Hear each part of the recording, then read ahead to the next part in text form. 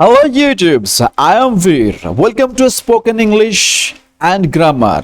आपको वीर spoken English channel में स्वागत है। यहीं पर मैं स्पोकन इंग्लिश पढ़ाता हूँ। फिलहाल सबसे पसंदीदा चैप्टर, सबसे पसंदीदा चीज जो अब मैं तुम्हारे सामने पेश कर रहा हूं वो है स्पोकन इंग्लिश एंड ग्रामर। ठीक है, सबके पास सबसे तुम इंग्लिश सुनते हो गए है कि नहीं। इंग्लिश हमारा एक मतलब ऐसा चीज बन गए हैं कि हमको जैसे भी करके सीखना ही है।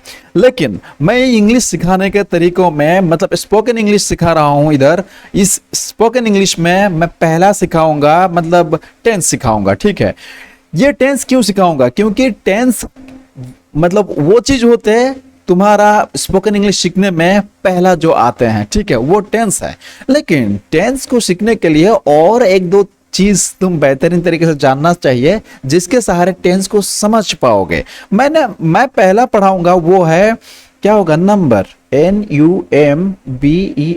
नंबर मतलब संख्या नहीं है मेरे दोस्त, ये इंग्लिश ग्रामर है तो इसमें नंबर का डेफिनेशन कुछ अलग है। यहीं पे वचन कहलाता है, एक वचन, बहुवचन, बचपन से तुम लोग पढ़ते आए होंगे। लेकिन क्या है ना, यहीं पे singular number and plural number बताया जाएगा, लेकिन उतना डीपली नहीं। मैं थोड़ा सा बताऊंगा जैसे कि तुम टेंस को बेहतरीन तरीकों से समझ पाओ। हालांकि इससे बड़ा टॉपिक बन सकता है। इसके बाद पढ़ाऊंगा पर्सन, PRSON। पर्सन मतलब व्यक्ति है, लेकिन ये ग्रामर में व्यक्ति हम अभी नहीं सोचेंगे, हम इसके वचन कहते हैं। ठीक है, जैसे कि first person, second person, third person, बिल्कुल वैसा, बिल्कुल इसी का ही बड़ा टॉपिक बन सकता है। लेकिन मैं उतना ज्यादा नहीं बताऊंगा क्योंकि मेरा मोटिव है टेंस सिखाना और उसके लिए जितना चाहिए उतना ही बताऊंगा। 3 नंबर में बताऊंगा वर्ब, सबसे ज्यादा चाहने वाला चीज जो टेंस में इस्तेमाल होगा।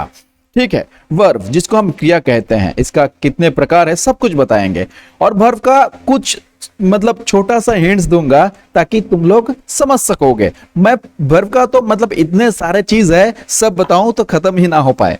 ठीक है, अब उसके बाद सबसे मतलब हमारा मेन मोटिवेटेड टॉपिक है वो टेंस, जिसके जरिए हम स्पोकन इंग्लिश सीख पाएंगे। ठीक है, देखो वो होगा टेंस, TENSE। तो ये हमारा शुरू होगा किसके बाद, पहले नंबर के बाद, पहले नंबर, उसके बाद पर्सन, उसके बाद वर्ब और उसके बाद हमारा टेंस शुरू होगा। और इस टेंस को सीखने के लिए, समझने के लिए, अच्छी तरह महसूस करने के लिए हमको इस तीनों चीज का अभी अभी जरूरत पड़ने वाला है। तो without having any further due, let's get started. मैं अभी ये शुरू कर रहा हूं। ठीक है तो देखो पहली बात, हाँ और एक चीज मैं बता दूं, ये जो नंबर दिया गया है मेरा अपना नंबर है। अगर पहले कोई कॉल वगैरह करते हैं तो उसको रिसीव करके बातचीत कर सकता हूं, लेकिन बाद में अगर कहीं लगातार कॉल आता रहे तो वो मौका मुझे नहीं मिलेगा।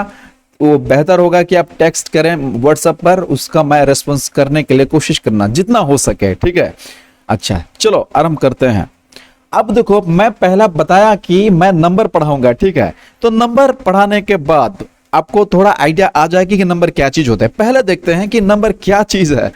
अब देखो नंबर का मतलब वचन मैं बोला था। अब इसके कितने कैटेगरी है? 2 कैटेगरी, एक सिंगुलर होगा, अब देखो ये सिंगुलर है, और दूसरा क्या होगा हमारा प्लूरल होगा। ठीक है, अब सिंगुलर का मतलब गिनती में जो एक आता है उसे सिंगुलर कहते हैं, और प्लूरल किससे कहेंगे? जो एक से ज्यादा आता हो। ठीक है, उसे प्लूरल कहेंगे।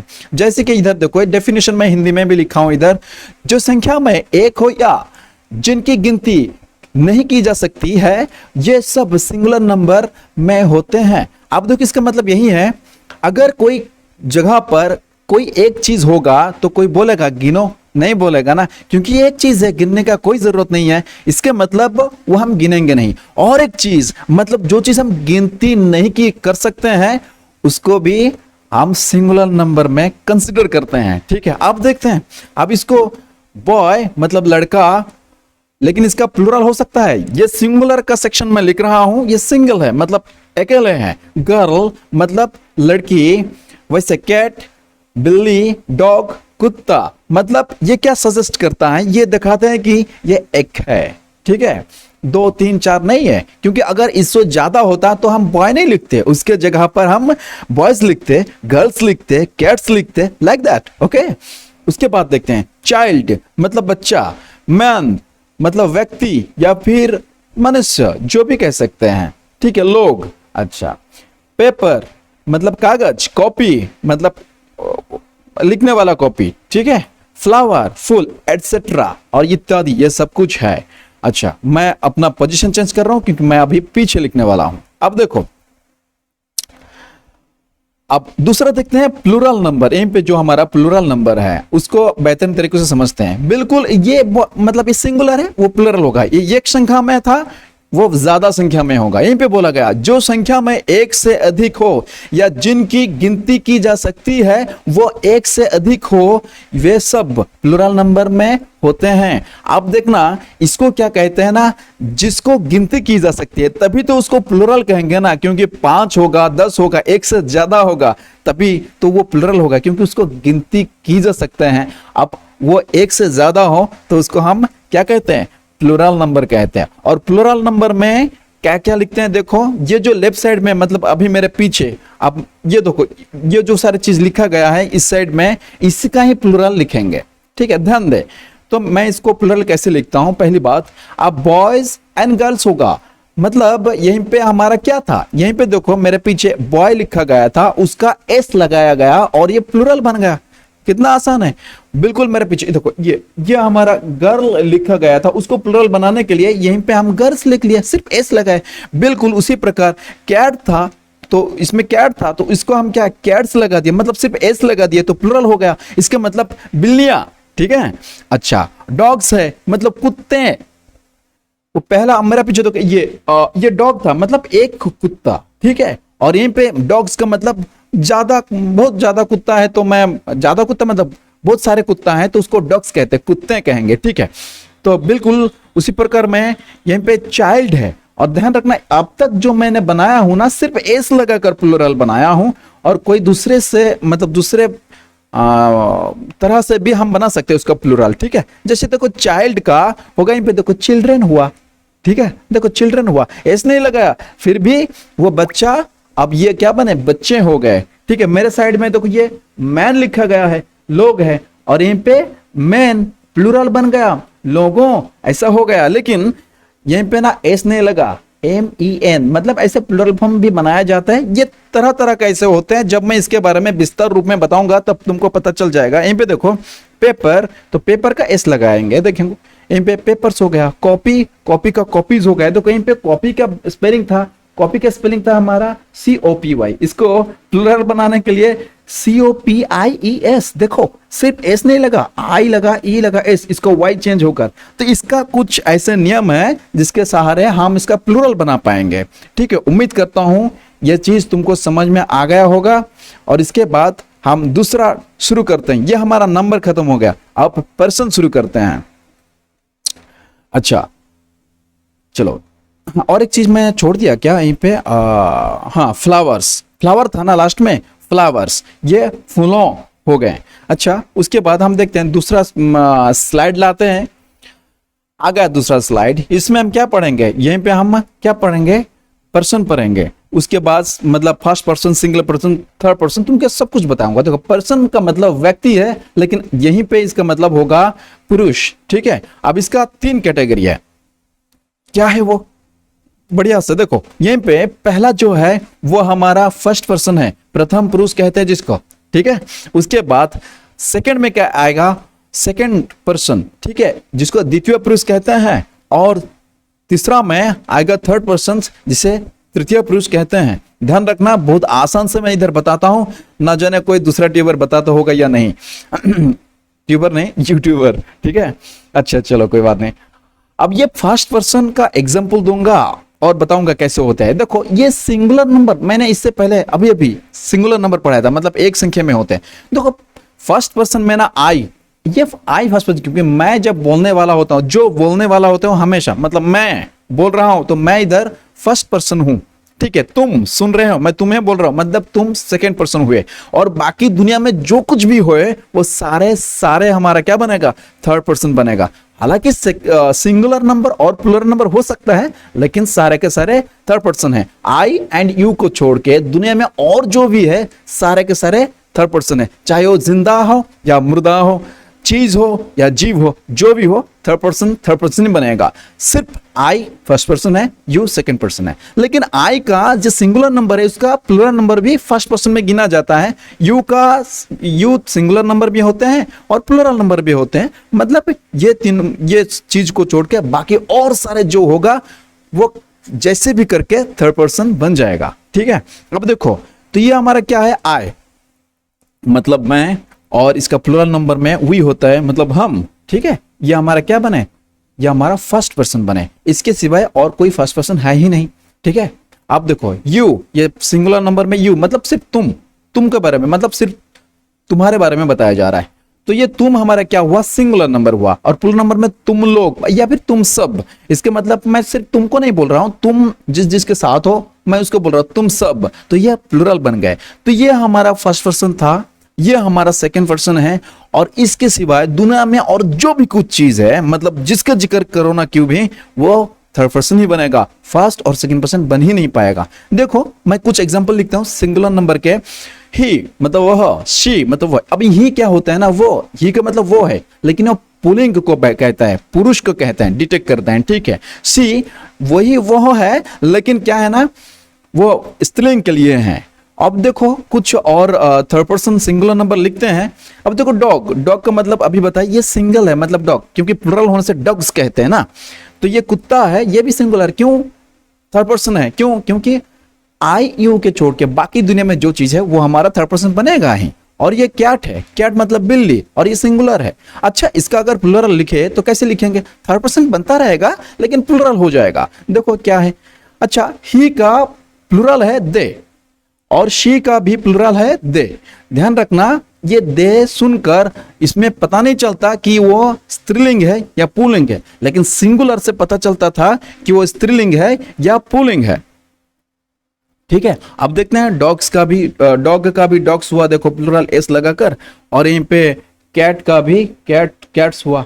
ठीक है, चलो ये चीज हमें समझ में आ गया होगा। और जो मैं अब तक बताते आ रहा हूं वो है, नोट करो कि except first person and second person, all are third persons in the world.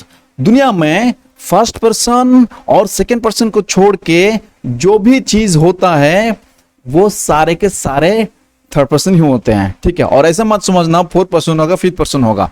First person मैंने बताया ये चीज है, सेकंड पर्सन भी बताया ये चीज है, और थर्ड पर्सन तो बाकी सब है।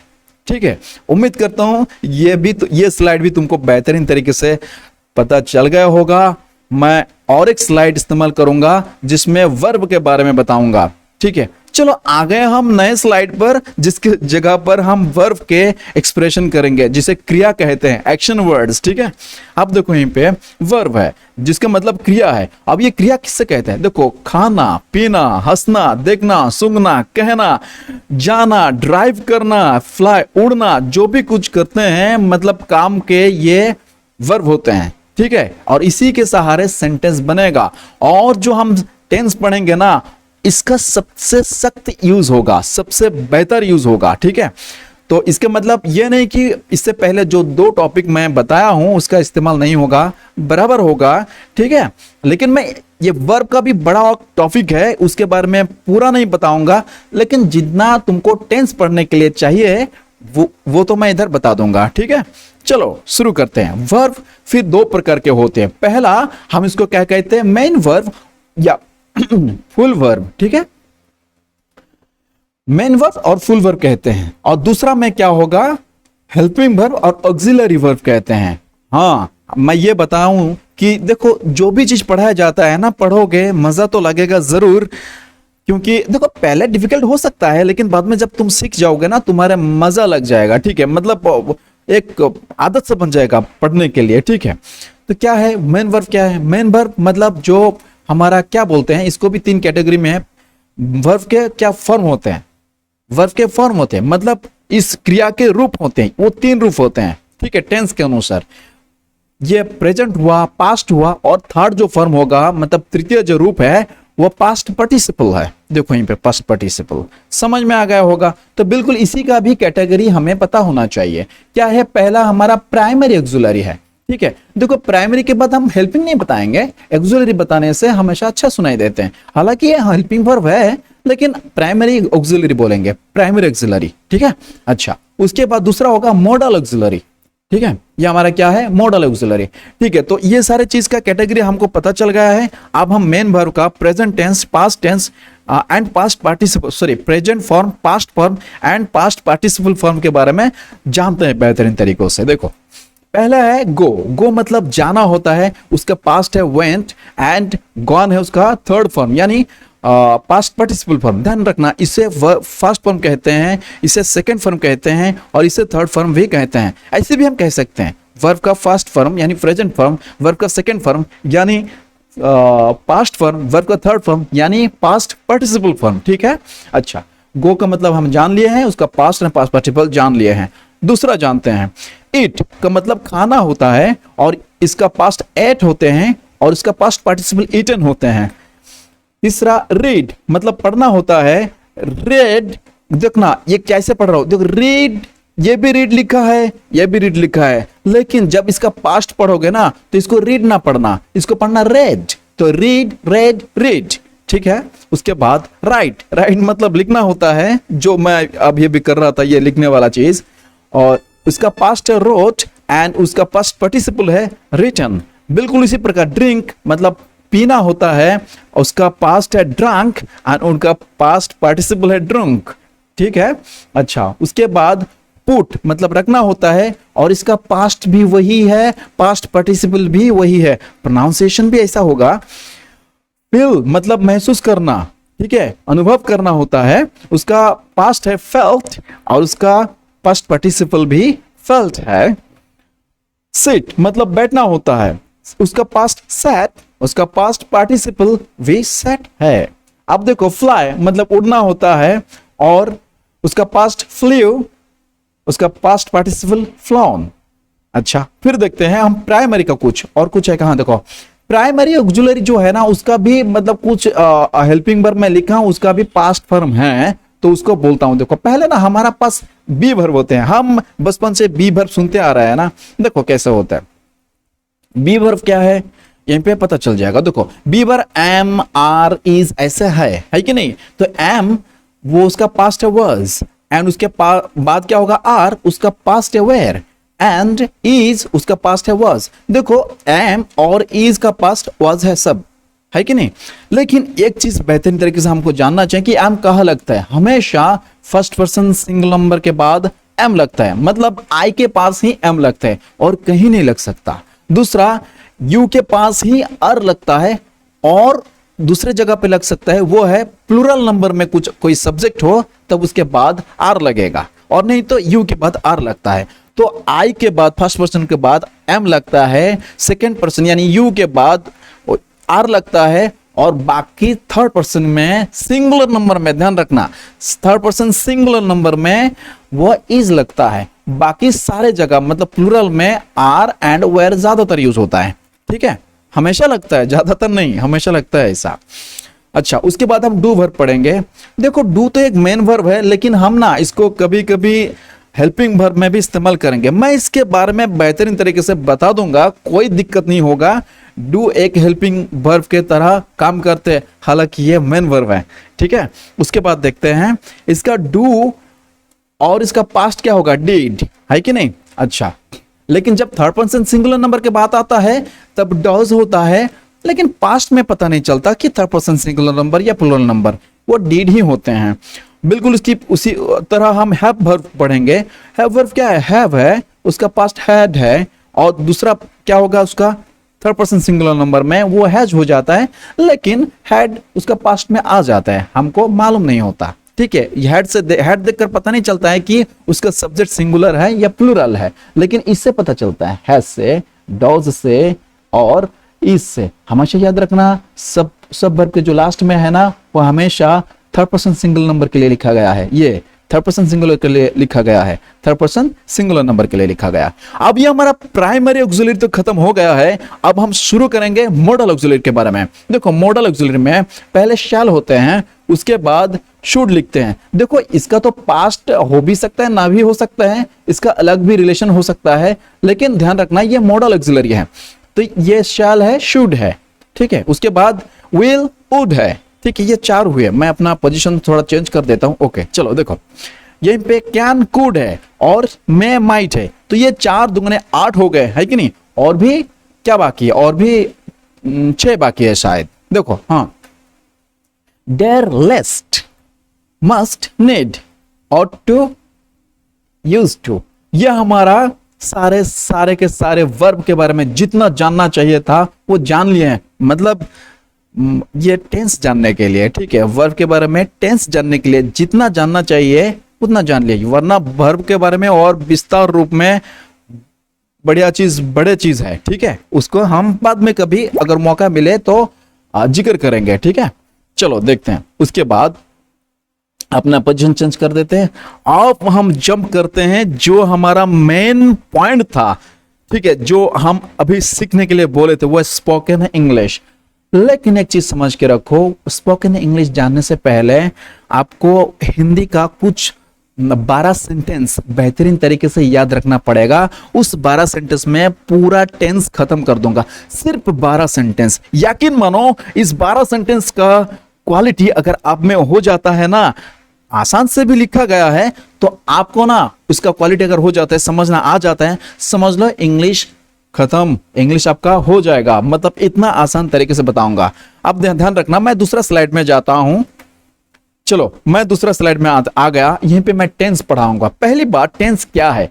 टेंस काल लिखा गया है। इस काल का मतलब अब मरने का काल नहीं है, काल का मतलब समय है, ठीक है। इसको फिर कैटेगरी कर दी गई है। देखना टेंस 3 प्रकार के होते हैं। एक क्या है? प्रेजेंट टेंस, दूसरा फ्यूचर पास्ट टेंस एंड तीसरा फ्यूचर टेंस। हालांकि इसको हम ना टाइम कहते हैं, मतलब लोग TIME कहते हैं। कोई अगर पूछे ना, बोला फ्यूचर एक टेंस है या टाइम है, तो बता देना वो टाइम है। लेकिन तुम इसको पहले टेंस के हिसाब से ट्रीट करो, क्योंकि इसमें कोई दिक्कत नहीं होता है। तुम टेंस भी पढ़ो तो कोई भी प्रॉब्लम नहीं होगा। सिर्फ किताब में लिखा गया होता है या फिर एक्सपर्ट बोलते हैं दिस इज अ टाइम, या फ्यूचर एक टाइम होता है। चलो देखते हैं इसके बारे में। हिंदी में बताया जाए तो ये वर्तमान काल है जो कि अभी चल रहा होता है, भूतकाल है जो अतीत में बीत चुके हैं जो सारे चीजें, और ये भविष्य है का मतलब जो आने वाले, मतलब जो घटना घटने वाले होते हैं, बाद में घटेंगे, उसको भविष्य काल में कैटेगरी में रखा गया है, ठीक है। आप देखेंगे प्रेजेंट टेंस में क्या होता है। प्रेजेंट टेंस में देखो हर एक टेंस ना फिर 4 कैटेगरी में कैटेगराइज्ड की गई है, ठीक है। पहली बार टेंस को 3 भाग में कैटेगरी की गई है, और उसके बाद एक एक टेंस को फिर 4 करके कर दी गई हैं। इसका मतलब इसमें 4 होगा, इसमें 4 होगा, इसमें 4 होगा, कुल मिलाकर 12 होगा। तो हमको ये पता चलता है कि ये 12 सेंटेंस अगर हमको पता हो गया, मतलब हमको टेंस आता है, ठीक है। हाँ, तो पहले देखना मैं क्या बोलता हूं। 1 नंबर में जो आता है वो है इंडेफिनाइट। हालांकि इसको सिंपल भी कहा जाता है, सिंपल भी कहा जाता है, लेकिन ये जानकारी के लिए रख लो क्योंकि इसके जिक्र मैं भी करूंगा। ध्यान रखना है, मैं इन पे सिंपल नहीं लिख रहा, तुम लिख कर रखो ताकि इसको सिंपल भी कहा जा सकता है, लेकिन यहीं पे मैं इंडेफिनाइट को इस्तेमाल ज्यादा करूंगा, है कि नहीं। उसके बाद है 2 नंबर में कंटिन्यूअस है, और कंटिन्यूअस के दूसरा नाम है प्रोग्रेसिव, PROGRESSIVE, और इसका और एक भी नाम है इम्परफेक्ट, कहते हैं इम्परफेक्ट, फॉर FECT। अब देखो जहां जहां कंटिन्यूअस लिखा गया होगा ना, उस कंटिन्यूअस के जगह कंटिन्यूअस भी लिख सकते हो, प्रोग्रेसिव भी लिख सकते हो, और इम्परफेक्ट भी लिख सकते हो। कोई गलती नहीं है, कोई गलती नहीं है, लेकिन मैं कंटिन्यूअस ज्यादा यूज करूंगा। ध्यान रखना, तुम भी ऐसे करना। जब तुम एक्सपर्ट बन जाओगे तो बाकी दोनों को यूज करते रहना, ठीक है। उसके बाद 3 है। 3 ये पूरा परफेक्ट है, मतलब परफेक्ट ही परफेक्ट है, इसका कोई दूसरा नाम नहीं है क्योंकि परफेक्ट है ना। अच्छा देखो 4 नंबर में जाते हैं ये परफेक्ट कंटिन्यूअस। मैंने अभी बोला परफेक्ट और परफेक्ट इसका चेंज नहीं होगा, लेकिन कंटिन्यूअस के जगह और जो 2 नाम लिखा जा सकता है ना, इस जगह वो नाम भी लिख सकते हो। मतलब इन पे तुम प्रोग्रेसिव भी लिख सकते हो, और क्या कहते हैं उसको, इम्परफेक्ट भी लिख सकते हो, ठीक है। चलो तो तीसरा क्या होगा, मतलब इसका बिल्कुल यही चीज यहीं पे कॉपी एंड पेस्ट होगा, देखना यहीं पे कोई दूसरा चेंज नहीं है, सेम चीज है। अच्छा, तो अभी इसको क्या करना है, लेकिन एक चीज मैं बता दूं, इसको ना सिर्फ इंडिफिनिट नहीं कहेंगे, क्योंकि प्रेजेंट के अंडर है ना, तो हम इसको पढ़ेंगे present indefinite, present continuous and present perfect and present perfect continuous, समझे, ऐसे हम पढ़ेंगे। तो बिल्कुल इसी प्रकार में past indefinite, past continuous, past perfect and past perfect continuous, बिल्कुल उसी प्रकार मैं साइड हो जाता हूं जरा, future indefinite, future continuous, future perfect and future perfect continuous. आप देखो ये चीज मतलब इतना बेहतरीन तरीके से तुम लोग पढ़ाई करोगे ताकि भूल ना सको, क्योंकि यही वो 12 सेंटेंस है जिसके सहारे हम पूरे टेंस को समझ पाएंगे, जान पाएंगे, किसी से बात कर पाएंगे इस टेंस के सहारे। मैं थोड़ा एक लाइन बना देता हूं नीचे। अच्छा चलो हो गया। देखो आप देखो इसको ना इंग्लिश, और एक चीज इसको थोड़ा और भी बताना जरूरी है। पहली बात, इसको हिंदी के साथ साथ बताएंगे हम। इंडिफिनाइट मतलब कोई डेफिनेट नहीं है। आपको अगर पूछते हैं तुम खाते हो, तुम बोलेगे हाँ मैं खाता हूं, इसका मतलब नहीं अभी तुम खा रहे हो, ऐसा नहीं है, तुम खाते हो, तुम्हारा आदत सा है। मतलब तुम्हें अगर बोला जाता है कि तुम चावल खाते हो, लेकिन वो इंसान अगर चावल नहीं खाता होगा पहले से और अभी भी, तो क्या बोला, नहीं मैं रोटी खाता हूं, ऐसा बोलेगा, ठीक है। तो मतलब ये उसी सेंस में है, कोई जब भी मिले तब खा सकेंगे वो, लेकिन अभी नहीं खा रहे हैं, वो खाते हैं बोल के ये बता रहे हैं, ठीक है। तो बिल्कुल इसी प्रकार मैं जाता हूं, ठीक है, इसका मतलब मैं जा अभी रहा हूं ऐसा नहीं है, मतलब मैं जाता हूं, जब मौका मिले मैं जाऊंगा, या फिर मतलब मैं जाता हूं। अच्छा, अब कंटिन्यूस में क्या होगा, कंटिन्यूस देखना वो चीज वो काम चलता रहा होगा, ठीक है। जैसे कि मैं जा रहा हूं, बिल्कुल मेरे बारे में आप सोचो, मैं तो पढ़ा रहा हूं ना, तो मैं पढ़ा रहा हूं, जो काज चल रहा होता है उसे तो कंटिन्यूस कहते हैं ना, तो मैं पढ़ा रहा हूं, बिल्कुल इसी प्रकार। परफेक्ट में कहना अब वो काम खत्म हो चुका है, तो मैं बताऊंगा मैं जा चुका हूं, मतलब किसी से फोन करे मुझे बोले कि अरे भाई गए, मैं तो जा चुका हूं, कई बार जा चुका हूं, ऐसे बोल सकते हैं, ठीक है। तो वो क्या, मैं जा चुका हूं, ठीक है। अब मेरे पढ़ाना हो जाएगा तो कोई पूछेगा पढ़ा लिया भाई, मैं बोलूंगा मैं पढ़ा चुका हूं, ऐसे बोलूंगा, मतलब काम अभी भी खत्म हुए हैं। अब 4 में क्या होगा, मैं जाते आ रहा हूं, इसका मतलब मैं जाते आ रहा हूं। देखो यहीं पे गौर करने का बात यही है कि जाके आ रहा हूं नहीं बोला, मैं जाते मतलब तो बोला, जाते आ रहा हूं, इसका समझने का मतलब एक अपने आप में एक दिक्कत वाला बात होता है। देखो जाते आ रहा हूं के बारे में अगर मैं जिक्र करूं, देखो अगर जाके आ रहा हूं बताया जाए, जाके आ रहा हूं, ठीक है, जाकर फिर आओगे तो जाके आ रहा हूं बताओगे, लेकिन ये वही नहीं है, ये अलग है। जाते आ रहा हूं बोला है ये, ठीक है, जाते, इसके मतलब मानो कि तुम्हारा कोई आदत है रोप से बैर फुट यानी खाली पैर से रोप के ऊपर चढ़ के तुम्हारा जाने का, ये क्वालिटी बचपन से है, लेकिन कोई इंसान को पता नहीं है, कोई एक बंदे को पता नहीं है, वो तुम्हें बोलते क्या तुम खाली पैर में इस रोप पे जा सकते हो, तो तुम क्या बोलोगे, हाँ मैं तो जाते आ रहा हूं बचपन से, आप क्यों ना भला कर सकूंगा, ऐसा बोलोगे कि नहीं। तो बिल्कुल इसी प्रकार मैं जाते आ रहा हूं, मतलब ये प्रीवियस मतलब पहले से तुम्हारा एक अभ्यास है और उसमें तुम अभी भी डटे हुए हो। हाँ, अब बोलते हैं ना मैं एक शहर में रह रहा हूं, ऐसे बोलते हैं, रह रहा हूं मतलब कुछ दिनों से रह रहा हूं, सिंस, अब उस वक्त बताओ, सिंस 1992, उस वक्त से मैं इस शहर में रहते आ रहा हूं। देखो ते आ रहा हूं, समझ कि नहीं, ऐसे समझ लेना। अभी ये काम नहीं हो रहा, ये प्रीवियस का कोई अभ्यास के बारे में सोचा जा रहा है, बताया जा रहा है, ठीक है। और देखो यहीं पे पहली बात, रहा लगा मतलब ध्यान रखना कंटिन्यूस है। सेकंड नंबर पे देखो, नंबर से जुड़ो, ये 2 नंबर में कंटिन्यूस मतलब रहा लगे हैं, ध्यान रखना। मैं कोड बता रहा हूं अब हिंदी और इंग्लिश में ये करने के लिए, मतलब डिस्टिंग्विश या फिर मैच करने के लिए, ठीक है। कंटिन्यूस मतलब वहीं पे रहा लगा गया होगा, परफेक्ट मतलब चुका लगा गया होगा, यहीं पे चुका लगे हैं, देखो चुका लिखा गया होगा। और परफेक्ट कंटिन्यूस मतलब 2 चीज, जाते आ रहे हैं ऐसे कुछ होगा, ठीक है, बिल्कुल इसी प्रकार है। अगर हूं लगा, हाँ मतलब यहीं पे लगा है, मतलब ये प्रेजेंट टेंस में है, मैंडेटरी मतलब ये प्रेजेंट टेंस में होना ही है, ठीक है। अब जब ये पास्ट टेंस बन जाएगा ना, तो वो था लगेगा, थॉ इस्तेमाल होगा। देखो यहीं पे मैं जाता था, मैं जाता हूं, तब था प्रेजेंट का, लेकिन जाता था ये वक्त भूतकाल में यानी व्यतीत में हो चुका है, तो इसीलिए हम जाता था लगाए हैं। तो था से पता चलता है कि ये पास्ट है। और दूसरा देखो, हम मैं जा रहा था। इसका मतलब हम ये था से पता चलता है कि ये अतीत है यानी पास्ट है, और रहा मतलब इससे पता चलता है कि ये कंटिन्यूस है। देखो हर 2 नंबर में कंटिन्यूस है, इसका भी 2 नंबर में कंटिन्यूस, इसका भी 2 नंबर में कंटिन्यूस, इसका भी 2 नंबर में कंटिन्यूस है। तो इसी प्रकार हमारा होते हैं। अब यहीं पे 3 नंबर देखो क्या होता है, परफेक्ट। आप देखो परफेक्ट है मतलब चूका लग गया होगा, जैसे कि ये हमारा पास्ट है तो ये हमारा हमेशा था लगेगा, ठीक है।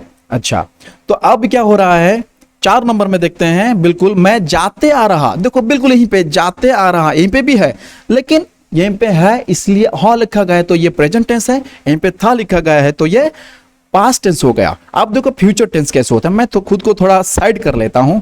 आप देखना इधर 1 नंबर में फ्यूचर का क्या होगा, इंडेफिनिट। मैं जाऊंगा, यहीं पे गा लिखा गया, गौ लिख गया मतलब फ्यूचर है। ध्यान रखना है, मैं ये कोड बता रहा हूं, टेक्निक बता रहा हूं, टिप्स बता रहा हूं कैसे तुम पहचानोगे सेंटेंस को, ठीक है। उसके बाद यहीं पे देखना मैं जा रहा हूंगा, अब ये फिर से गा लगा गया है मतलब ये पास्ट है, और रहा लगा मतलब कंटिन्यूस है, सॉरी पास्ट नहीं फ्यूचर है, फ्यूचर कंटिन्यूस, ठीक है। 3 नंबर कैसे सोचते हैं, ये गा लगा गया मतलब ये फ्यूचर है, और चूका लगा मतलब परफेक्ट है, तो फ्यूचर परफेक्ट है, समझे। अच्छा बेहतरीन तरीकों से मैं जैसे समझाया हूं वो तो अच्छा तरह समझा मैं मानता हूं, लेकिन इसको ना बार बार रिपीट करोगे तो दिमाग में ऐसा बैठ जाएगा तुम भूलोगे भी नहीं, ठीक है। कोशिश करके भी भूल नहीं सकोगे, और ऐसा करना चाहिए मेरे दोस्त। अब देखो 4 नंबर में मैं जाते आ रहा हूं, देखो सब में यहीं पे जाते आ रहा वाला चीज सब में है, सब सेंटेंस में है 4 नंबर के, ठीक है। लेकिन हूंगा नहीं, हूं नहीं लिखा गया, यहीं पे हूंगा लिखा गया, इसका हाँ यहीं पे हूं नीचे लिखा गया और हर्षु का दिख नहीं रहा, और यहीं पे भी एक ऐसा हुआ था। एनीवे देखो तो ये ग लगा मतलब ये फ्यूचर है, तो फ्यूचर परफेक्ट कंटिन्यूस है, ठीक है।